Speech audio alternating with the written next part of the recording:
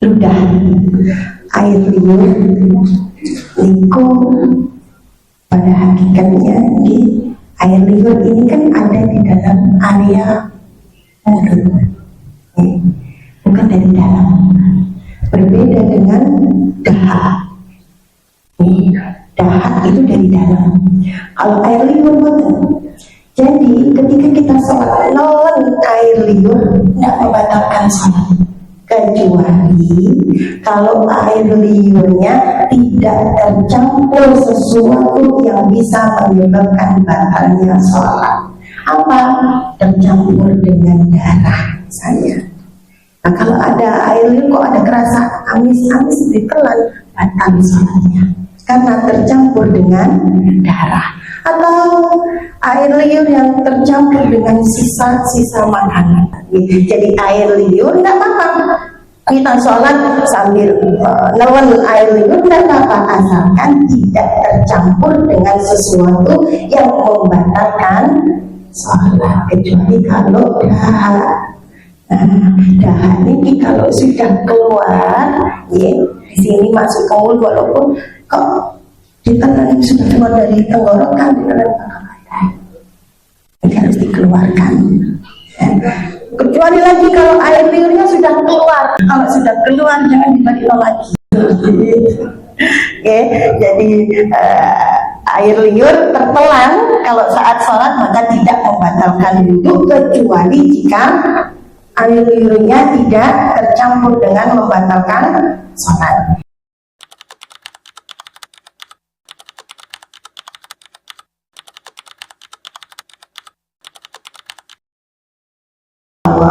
Barakallah, mudah-mudahan yang bertanya diberi kekuatan untuk hafalannya, diberi kemudahan untuk hafalannya. Ada namanya, kita dulu kalau di pondok itu selalu mengamalkan namanya sholat taqwiyatul hifzi, sholat untuk menguatkan hafalannya dari santri. Ingin hafalannya kuat, jangan banyak baca novel. Apalagi kalau sudah hafal Al-Quran. Al-Quran itu yang nggak mau diduakan. Kalau sudah kita beralih, Al-Quran akan meninggalkan kita. Begitu juga kitab yang kalian hafalkan, jangan dibarengi dengan bacaan yang tidak ada faedahnya.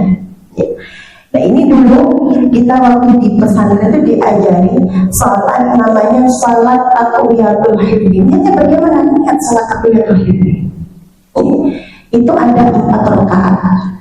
Rakaat pertama baca Fatihah dibarengi baca surat Yasin. Sakit bu, saya juga nggak hafal waktu itu dengan membawa mushaf.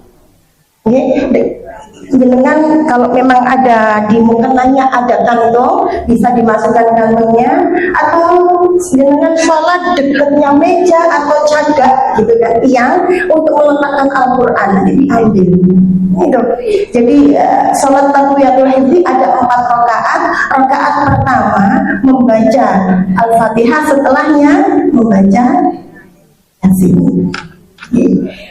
Sampai habis. Sampai habis. Masa Yasin enak banget. Sampai ilai terjauh. Nah itu sampai semuanya. Maksudnya rakaat pertama dah. Ikut rakaat pertama. Allahu Akbar rakaat pertama Fatihah. Setelahnya kan biasanya kalau kita sholat sunnah kan ayat-ayat pendek, surat pendek ini dibaca surat Yasin. Nanti berdiri rakaat kedua lagi baca Al-Fatihah sama Ad-Dukhan.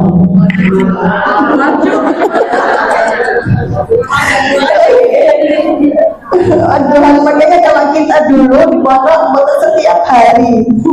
Tapi diambil apa? Setiap Kamis malam Jumat, karena Jumat itu libur. Terus Kamis malam Jumat waktu-waktu mustajab. Jadi berbanyak sholawat. Saya ingat guru saya mengatakan, kok senang ya orang anak-anak pondok ini kalau tiba hari Jumat, padahal kiamat itu datangnya hari Jumat. Biasanya pasti kalau ini penyakitnya anak-anak pondok, kalau kemis malam Jumat pasti nostalgia, cerita sampai nanti. Walhasil ketika bangun tahajud, pondok tidur semua ini anak pondok. Saya pernah mengalami juga kayak gitu. Jadi yang sholat rakaat kedua, kembali lagi rakaat kedua bacanya nopo surat Duha. Rakaat ketiga as-sajadah. Lebih dikit.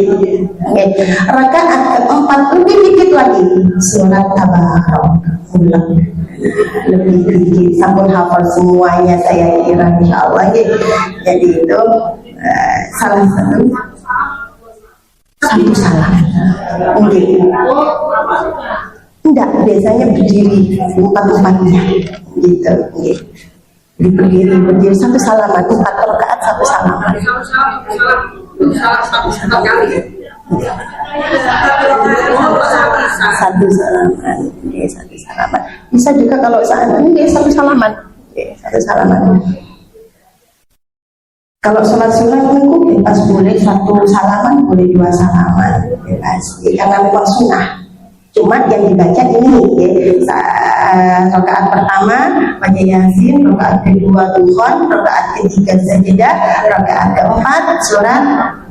Jadi lama banget sholatnya. Nah ini sudah pernahkah kalian adik-adik santri mengamalkan?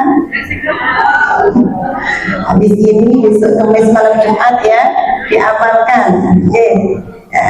Terus kemudian untuk doanya, nopo ada doanya. Allahumma rzuqna fahman nabiyyin wa hifdzal mursalin wa ilhaman malaikatil muqarrabin. Ya Arhamar Rahimin. Doanya untuk memperkuat hafalan tadi. Amalan ada sholat takbiyatul hifdi. Yang kedua doanya Allahumma rzuqna fahman nabiyyin. Dikasih rezeki fahaman seperti kefahamannya Nabi. Wa hifdzal mursalin wa ilhaman malaikatil muqarrabin birahmatika ya Arhamar Rahimin.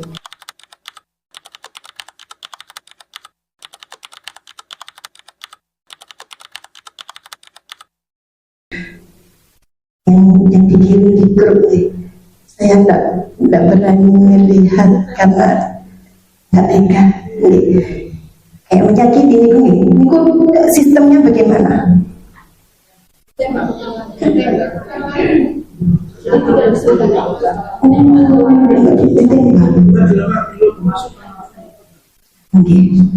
Ini bagaimana kita mengkonsumsi jelas halal. Nah, bagaimana dengan kalau kita tidak tahu? Ya, di secara Islam, sembelih dalam Islam itu harus terpotong 2 saluran urat, urat masuknya makanan sama urat buat nafas. Itu harus terpotong semuanya. Itu syaratnya di dalam sembelih di dalam Islam seperti itu kalau mau halal. Ada juga yang potong langsung dipotong semuanya sehingga terpisah. Tapi ini makruh. Motong semacam itu langsung kepala langsung pisah dengan badannya itu makruh. Yang biasanya itu disisain. Tadi kepalanya masih nempel. Gitu. Nah kalau pemotongan seperti ditembak itu bukan tidak ada di dalam Islam, maka jelas dagingnya adalah haram. Terus bagaimana ini kita nggak tahu?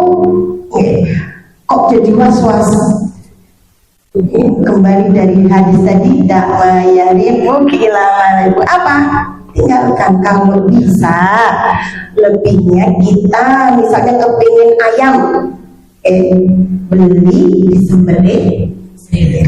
Atau kita datangi peternakan yang memang penjaganya ini tahu hukum.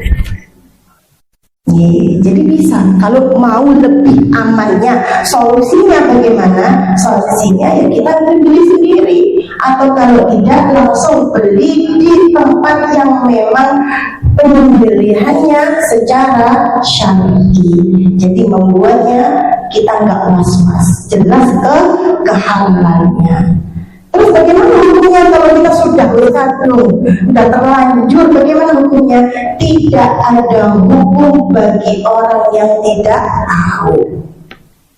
Jadi nggak ada hukumnya. Tapi sekarang beneran tahu, beneran tahu haram, tapi sudah terbeli lagi.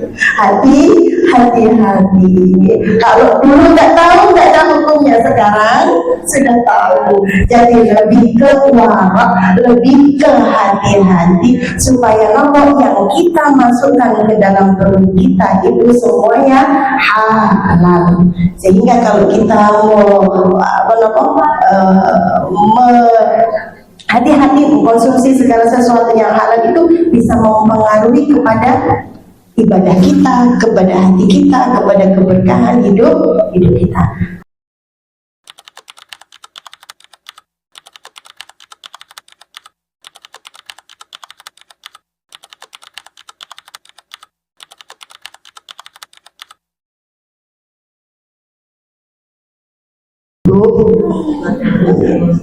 Kita ini yang diharuskan fokus kepada diri kita, fokus kepada kebaikan diri kita, karena nantinya ketika di akhirat, masa iya Allah tanya bagaimana tetanggamu, kan bukan. Tapi Allah lebih tanya bagaimana sikapmu kepada tetanggamu. Itu jadi yang dihisab itu bukan tentang amalan tetangga atau orang lain, bukan. Jadi kita hidup fokus dengan kebaikan diri kita. Andaikan ada orang yang menyakiti kita, gak mau senyum, dikasih senyum kok gak mau senyum, kembali kita ke husnuzon. Mungkin benar tadi katanya sakit gigi, kita anggap seperti ini mau, ya kan? Oh ya kok tetanggaku gak mau senyum, sariawan kali, atau sakit gigi mungkin, atau memang punya masalah di keluarganya sehingga gak mau kalau orang udah ada masalah, masa iya maksa untuk ketawa. Kalau ada mungkin ada masalah, tidak. Terus rugi sampai senyum? Gak rugi. Justru kita senyum mendapatkan pahala, jadi gak rugi. Sampai senyum, dengan nyomong bukan dibalas, gak rugi. Justru itu berpahala. Jadi fokuskan diri kita untuk kebaikan diri, bukan fokus kepada kesalahan orang lain. Kalau semacam ini jenengan sampun tidak memperdulikan, maka hidup jenengan, hati kita akan tentram, nyaman, apalagi kalau mudah untuk memaafkan.